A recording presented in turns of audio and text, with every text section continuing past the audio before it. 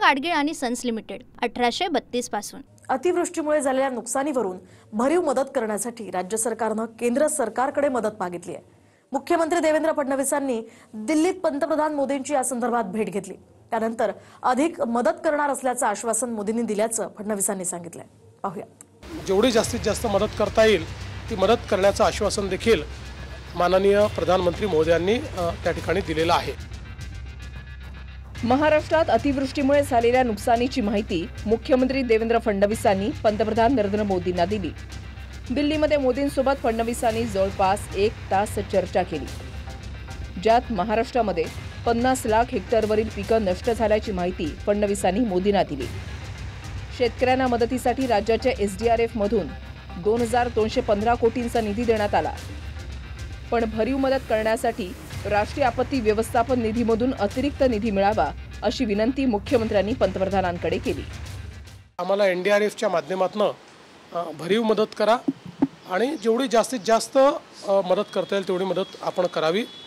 त्यांनी देखील त्याला सकारात्मकता दाखवलेली आहे आणि त्यांनी सांगितलं की लवकरात लवकर तुमचा प्रस्ताव येऊ द्या, तो प्रस्ताव आला की आम्ही त्याच्यावर कारवाई करू आणि जेवढी जास्तीत जास्त मदत करता येईल ती मदत करण्याचं आश्वासन देखील माननीय प्रधानमंत्री मोदयांनी त्या ठिकाणी दिलेलं आहे। देर आहे दुरुस्त आहे असंही म्हणायला हरकत नाही। एप्रिल पासून का झोपा काढत होते का? आणि सातत्याने शेतकरी अडचणीत असताना आजपर्यंत केंद्रामध्ये जाण्याची सुबुद्धी यांना सुचली नाही। आता जर सुचत असेल तर त्यांना शुभेच्छा आहे, मात्र चांगले दिवे लावून दिल्लीहून परता, नाही तर दिल्लीहून पुन्हा हात चोळत येतील आणि हात हलवत येतील। असं करू नका आणि हात हलवत न येता तिथूनच काहीतरी मदत घेऊन या, तोपर्यंत दिल्लीला थांबा, नाहीतर वापस येऊच नका। कर्जमाफीवरूनही मुख्यमंत्र्यांनी सकारात्मकता दर्शवली आहे। कर्जमाफीसाठी समिती स्थापन झाली असून सध्या तत्काळ मदतीला प्राधान्य देणार असल्याचं मुख्यमंत्री म्हणाले। मुख्यमंत्र्यांना विचारतोय की तुमची योग्य वेळ ही काय तुम्ही पंचांग बघून सांगणार आहात की कधी योग्य वेळ आहे, मुहूर्त काढून सांगणार आहेत का? सरसकट कर्जमुक्तीची मागणी आम्ही शेतकऱ्यांच्या वतीने करतो आहोत आणि ती जर का सरकारने मागणी मान्य केली नाही तर शेतकऱ्यांच्या बरोबरीने शिवसेना रस्त्यावरती उतरल्याशिवाय राहणार नाही। कर्जमाफीच्या संदर्भात आम्ही आमचं घोषणापत्र आहे त्या घोषणापत्रामध्ये हे आश्वासन दिलेलं आहे, त्यामुळे त्या आश्वासनाची पूर्तता आम्ही निश्चितपणे करणार आहोत। ती आता कधी करायची, कशी करायची या संदर्भातली आमची एक समिती तयार झालेली आहे। ती समिती त्याचा अभ्यास करते आहे, कारण कर्जमाफी काही वारंवार करता येत नाही, त्यामुळे ती करत असताना ती अधिक इफेक्टिव्ह कशी होईल हा आपला प्रयत्न आहे। आत्ता शेतकऱ्यांना महत्त्वाचं काय आहे तर तातडीची त्यांच्या खात्यातली मदत ही अधिक महत्त्वाची आहे, त्यामुळे ती खात्यातली मदत पहिले करणं हे आमची प्रायोरिटी आहे। मुख्यमंत्री आणि दोन्ही उपमुख्यमंत्र्यांच्या पाहणी दौऱ्यात आणि उद्धव ठाकरेंकडेही शेतकऱ्यांनी कर्जमाफीची मागणी केली होती। पीएम केअर फंडातून कर्जमाफी करा असं उद्धव ठाकरे म्हणाले होते। त्यावर फडणवीसांनी सीएम केअर फंडाची आठवण करून देत ज्यांना कोरोनामध्ये निधी खर्च करता येत नाही ते शहाणपण शिकवतात असा हल्लाबोल केला। जेव्हा कोरोनाचं संकट आलं होतं तेव्हा पीएम केअर फंड नावाचा एक फंड हा निर्माण केला गेला, ज्याचा मायबाप कोण हे अजून कळलेलं नाही। कोरोनाच्या काळात लाखो कोटी रुपये पीएम केअर फंडामध्ये हे गोळा केले गेले। पंतप्रधानांना सांगतो की पीएम केअर फंड आता वापरा, नाहीतर कोणाची केअर घेताय तुम्ही? पीएम केअर फंडातून माझ्या शेतकऱ्यांना कर्जमुक्त करा, नाहीतर शेतकऱ्याला पर हेक्टरी 50,000 रुपये द्या। 600 कोटी रुपये त्या फंडात आले, एक नवा पैसा देखील ते खर्च करू शकले नाहीत आणि आज अवस्था अशी झाली आहे की तो फंड CAGच्या नॉर्म्सप्रमाणे कोविड करता तयार झाला आहे, त्यामुळे इतरत्र खर्च करता येत नाही। त्यामुळे आता त्याच्या नेमकं काय करायचं या संदर्भात आमच्यासमोर प्रश्न आहे। त्यामुळे 600 कोटी रुपये आपल्या फंडात असताना, लोकांनी ते दिलेले असताना आणि लोक पटापटा मरत असताना एक नवा पैसा जे खर्च करू शकत नाही, त्यांनी कोणाला किती शहाणपण शिकवावं हे देखील ठरवलं पाहिजे।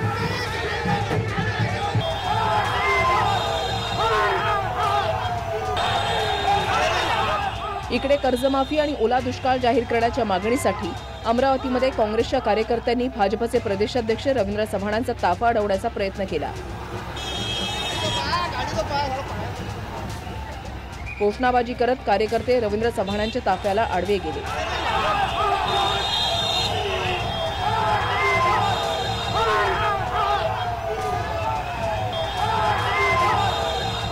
अमरावतीच्या पंचवटी चौकात काँग्रेसनं शेतकऱ्यांच्या कर्जमाफी आणि विविध मागण्यांसाठी मोर्चा काढला होता। त्याचवेळी भाजपचे कार्यकर्ते रवींद्र चव्हाणांच्या स्वागतासाठी उपस्थित होते। मात्र काँग्रेसच्या कार्यकर्त्यांनी रवींद्र चव्हाणांचा ताफा अडवण्याचा प्रयत्न केला।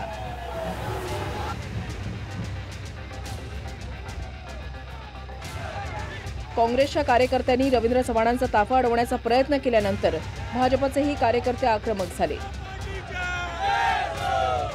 दोन्ही पक्षाचे कार्यकर्ते आमने सामने आले। त्यानंतर पोलिसांनी काँग्रेसच्या कार्यकर्त्यांना ताब्यात घेतलं।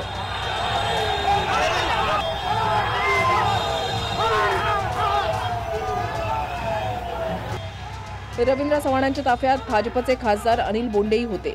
त्यावेळी काँग्रेसच्या कार्यकर्त्यांनी अतिवृष्टीमुळे नुकसान झालेलं सोयाबीन बोंडेंच्या गाडीवर फेकून मारलं।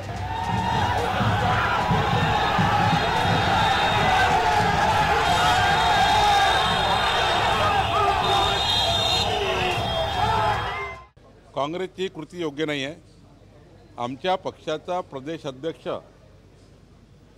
मी अमरावतीमध्ये आहे, मला निवेदन द्यायला पाहिजे, मला निवेदन घ्यायला बोलवायला पाहिजे। मी गेलो असतो निवेदन घ्यायला, पण गाडी अडवणे, काळे झेंडे दाखवणे, मग आम्हाला त्याच पद्धतीची कृती करावी लागेल, जसं तसं करावं लागेल।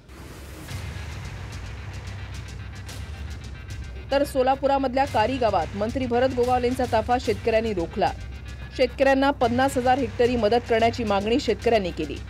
हेक्टरी 8,500ची मदत देऊन शेतकऱ्यांची टिंगल करता का, असा संतप्त सवाल शेतकऱ्यांना केला। गोगावले शेट आमच्या इथं त्या तळवटाचे पैसे सुद्धा निघत नाहीत। 8,500 ने 3,400 रुपये हेक्टर एकरी पडतात। काढायला 6,000 रुपये भाव आहे। शेतकरी टिंगल लावली काय?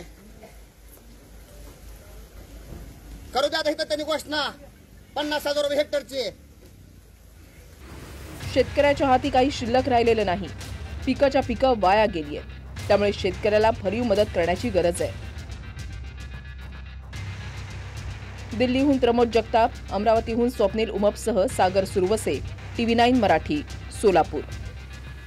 पूना गाडगीळ आणि सन्स लिमिटेड 1832 पासून।